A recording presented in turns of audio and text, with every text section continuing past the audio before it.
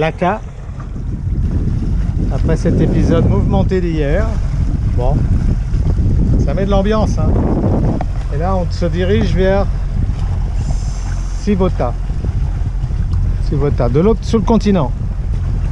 Là il y a un bateau qui vient en face de nous là, qui s'appelle Nirvana. Bon, il n'a pas besoin d'y aller puisqu'il y est déjà.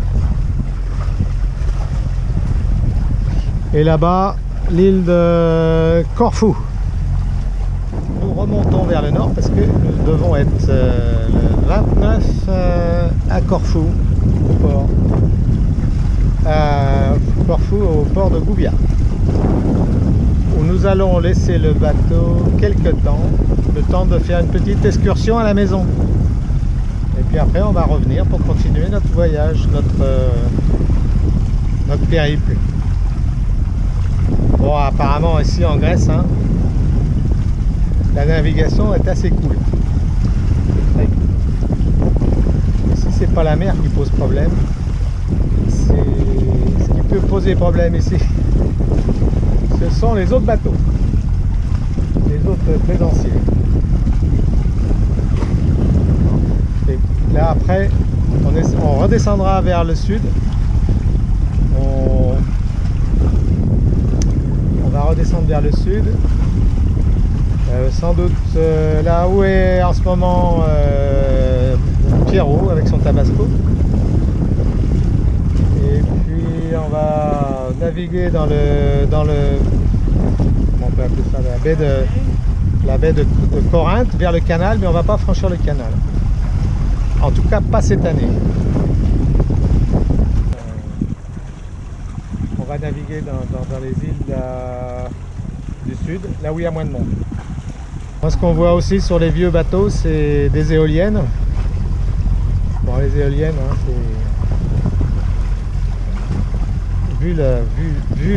quand on en a une, bah, c'est bien, on la garde. Mais quand on n'en a pas, c'est plus la peine d'investir dans une éolienne, ça coûte très cher. Il faut plutôt avoir un équipement avec des panneaux solaires, soit rigides. Alors si on a un portique, on utilise le portique, on met des panneaux solaires rigides. Ça c'est puisqu'ils sont un peu plus performants que les souples. Et surtout ça aère mieux, hein. Donc c'est très sensible à la température. Et puis si on n'a pas de portique, on met des souples qui sont beaucoup plus légers. On met des souples sur le bimini ou sur le roof, ou là où il y a un peu de place, pas trop ombragé. Voilà. On en voit qui ont des groupes électrogènes.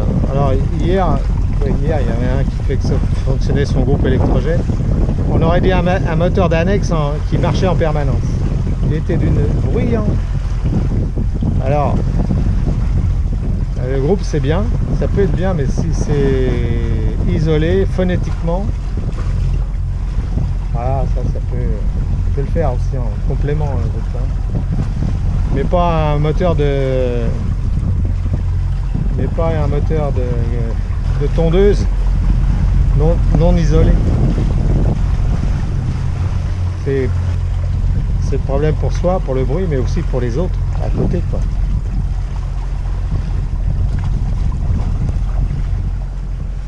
Bon, bah, nous sommes à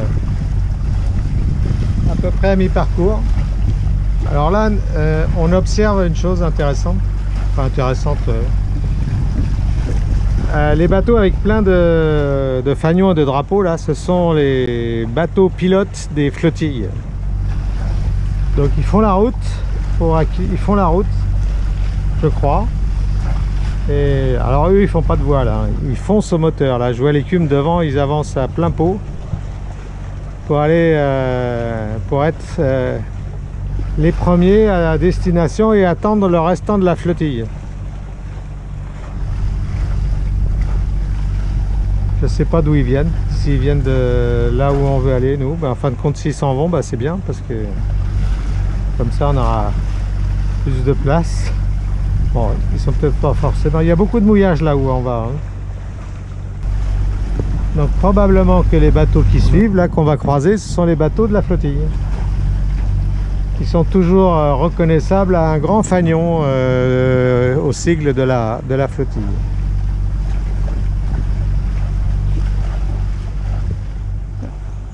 Nous arrivons à notre mouillage, il n'y a plus un pet de vent là. Même pas 2 minutes de vent, il n'y a rien. L'explication, c'est que d'abord le vent est pas très fort, et ensuite il y a cette île là, ce monticule, qui doit bloquer complètement le vent. Donc là on n'a rien, absolument rien. Donc on va pas à Civota même, mais dans un des mouillages de Civota, il y en a plusieurs.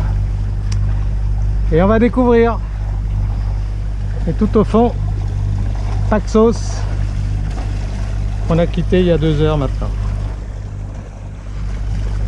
Un peu plus de 2h30.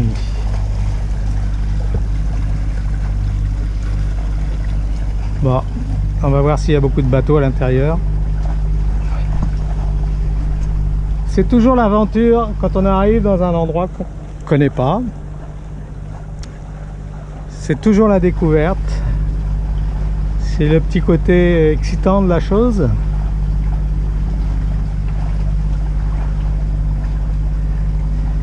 En voilier, en croisière, il n'y a pas d'habitude. Hein.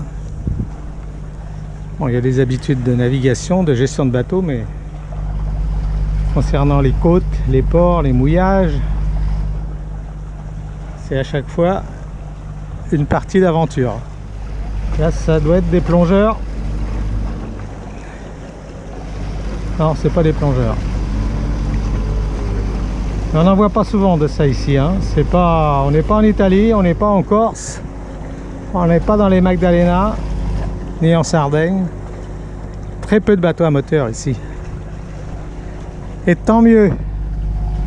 Tant mieux. Hein. Effectivement, il y a une école de voile et il y a des voiliers. Bon, il y a des bâtiments. C'est pas le charme grec. Hein.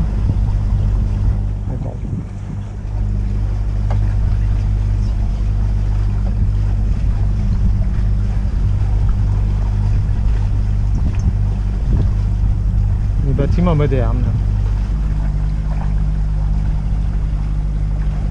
Bon, on va essayer de pas embêter les petits voiliers là.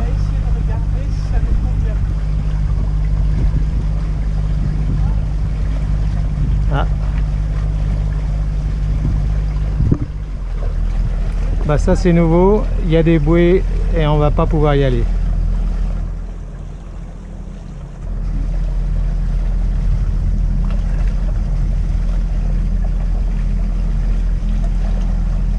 Donc, si, il y a des bateaux pourtant là-bas.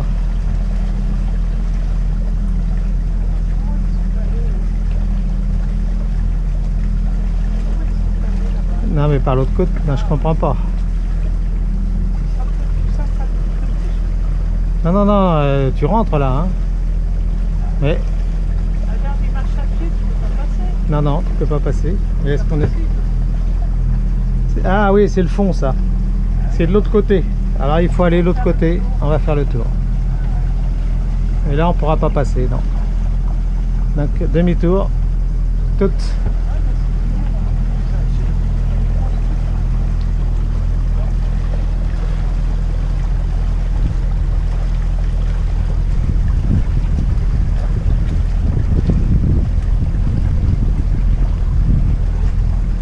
Donc on n'ira pas là.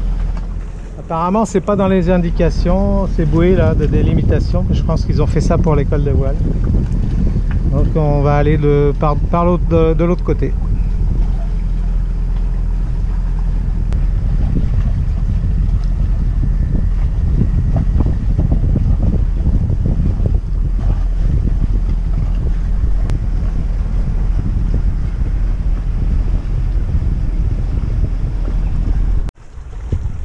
Sabine lave son linge.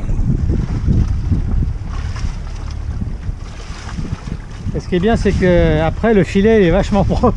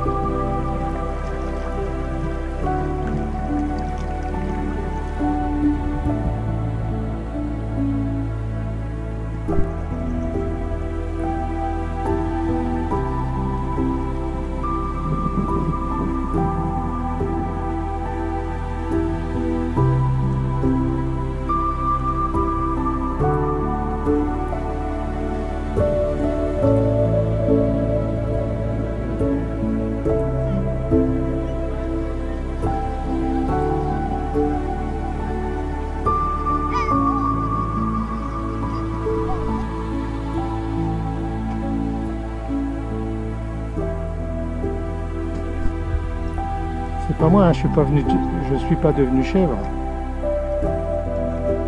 Même si j'ai le bouc.